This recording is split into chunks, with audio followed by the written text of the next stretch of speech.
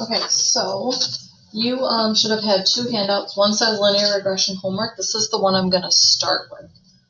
This was supposed to be your homework last night, but we didn't get through all of class the way I wanted to, so I just figured that we'd save it and do it today in class, since it's a practice day anyways. All right, so we talked about linear regression. That just means a linear pattern, okay? All that means is your data is going to have a linear pattern. It's going to look like it's starting to form a line. Okay, so these are all telling you what type of regression. We're going to learn about other different regressions tomorrow and a little bit today. So, but for this worksheet, you're just going to work with linear regression, and that's what we did yesterday in class.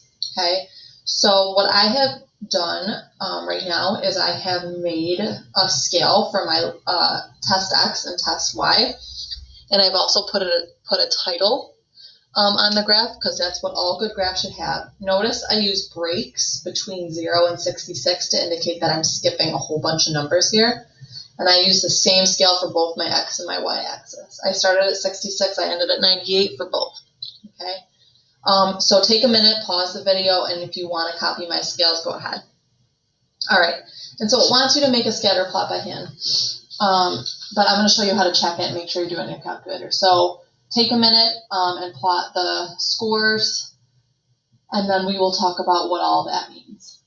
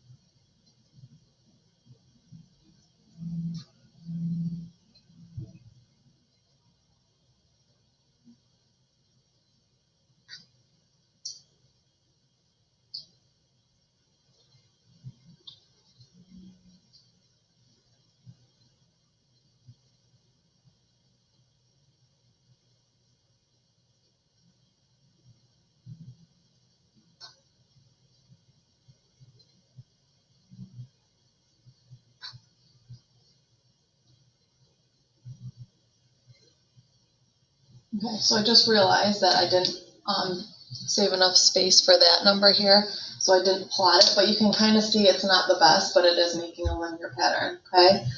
So it says write a linear regression equation for the line of best fit. So that means you want to write the equation for the line that best fits the data. If you're going to construct this by hand, you would want a ruler and you would want to make this as center of the data as possible. Okay, so it looks something hopefully like that. It goes through as many points as possible and it's in the middle of all the data. So that's probably a good line for it. But my calculator can do all that work for me, so I don't have to actually calculate it. So this is what we did yesterday. Before you start, if you go to Good afternoon, Bakers. Happy Tuesday. and you go At this time, if you're not make sure your stat diagnostics is on. So your on should be highlighted. Have a great afternoon, and we'll see you tomorrow. Thank you. So make sure that's highlighted, and then you can make sure that'll work. Make sure all your stat functions work. So then you're going to go to Stat Edit, and you're going to type in, if you have anything in your lists, clear them. You're going to type in the data for test X and test Y. So take a minute, type in your data. 2,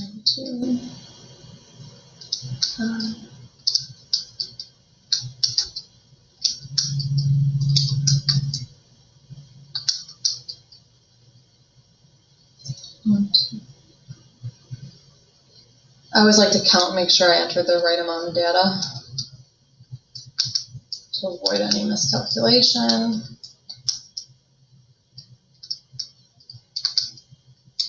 And this time you want to put in the data we did. All right, so you should have a list that looks like this. And so remember, you're going to go to Stat,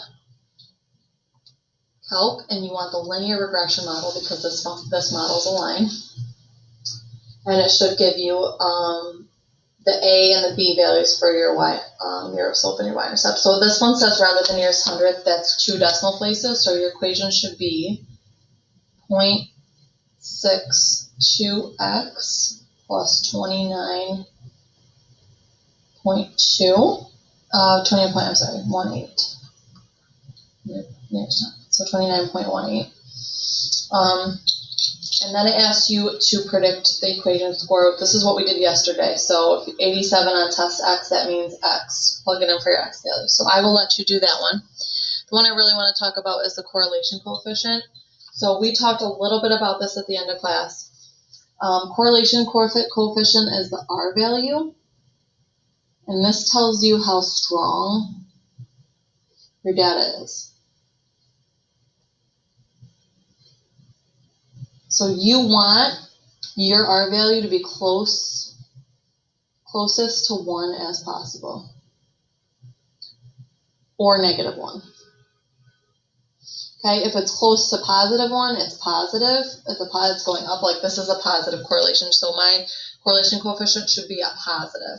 If it's negative, it should be going down this way, and that would make your correlation coefficient negative. So if you look at my R value, this is why you have to have the diagnostic on, otherwise it won't show up. The R value here, not R squared, you want R value. That's 0.9, which is pretty, I want it to the nearest hundred, so this is 0.92. That's pretty strong, that's pretty close to 1. So if you had like a correlation of a 0.5, that means that your points are probably way more spread out, and they're not as linear as our data set here. So this linear regression is a really good model for this data because our R value tells us that's a really strong linear pattern. And you can always check that out too. So if you remember from yesterday, once you've entered your data, you can go to second stat plot, and you want to put stat plot on, and then you can go to zoom 9, and that will give you the graph. Okay, if you want to see how your line of best fit looks, go to y equals, and do 0.62x, enter your line of best fit. All I'm doing is entering that equation we came up with, 29.18. And if you go to zoom 9 again, you can see the line of best fit is going to actually be drawn in the graph. So you can kind of see that a lot of those points are really, really close to the line of best fit. So my correlation coefficient is going to be high because the points are really, really close. If they were more spread out and clustered away, it wouldn't be a good model. The correlation coefficient would be lower. It'd be like 0.5 or 0.4, more close to 0. So if it's positive 1, it's positive it's going up. If it's negative 1, it's going down. And you want them to be as close to 1 as possible. Okay. So if you flip the equation over, if you flip the page over, it's the same thing. So go ahead and complete example number 2. And then after that, I would like to look at in the next video, I'll talk about the next piece of classwork you're doing.